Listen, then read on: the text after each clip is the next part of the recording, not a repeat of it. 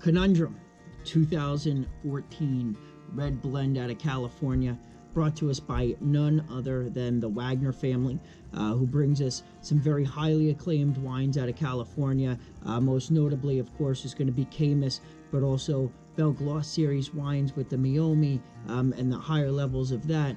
You've got Mercelet series, Bowen, Carne Humana, and the list just goes on and on and on. The Wagner family has access to some of the best juice that the country has to offer. And this is a really cool style of wine because it's almost a kitchen sink style red blend, if you will.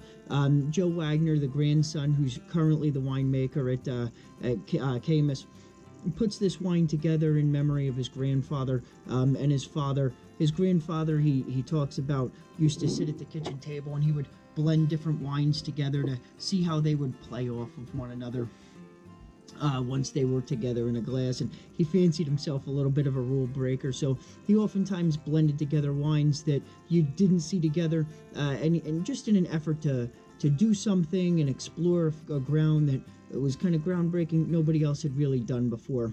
Now, that inspired Joe's father, Chuck Jr., who oversees the winemaking at Caymus now, to make the Conundrum White. Now, that was 25 years ago. This is the 25th anniversary series, even though Conundrum Red has only been out for just a couple of years now.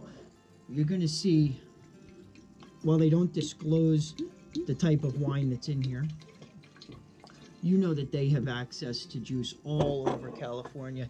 And in some videos, they talk a little bit about the different regions where they get the juice for Conundrum for. And you can venture to say that there's some Petite Syrah, some Zinfandel. Always, Joe, in my experience knowing him, always talks about how his grandfather loved Zinfandel. It's one of his favorite styles of wine.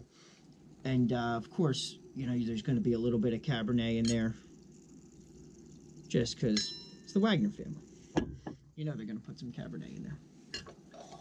And you can see right away, just a dark, deep, inky purple.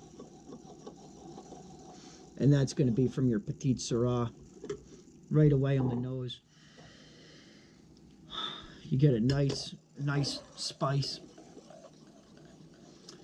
Some, a lot of dark fruit, black fruit, raspberry, cherry, even a little bit of red fruit, strawberry. Definitely a dark chocolate component. Even a little bit of licorice on the nose. Really reminiscent of a nice deep red blend out of California. You know it's a serious red wine just by looking at the color. I don't know how well you can see that on camera, but let's taste it.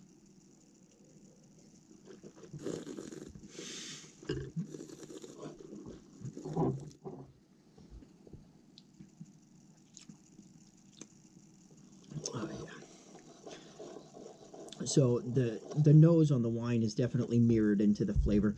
A definite spice, but almost not a sweet wine, but almost a little sweet and very fruit forward on the nose. Almost gives it a sweet, spicy kind of back and forth between the two. Still a lot of cherry, definitely a almost like a dark chocolate covered strawberry, and I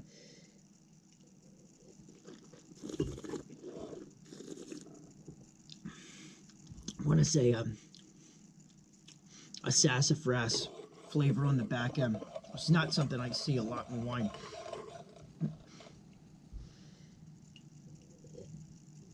Or particularly, excuse me, not something I see a lot in red blends. Really a delicious bottle of wine. You know what's very interesting about, what's very interesting about this wine, Bad Habits, is that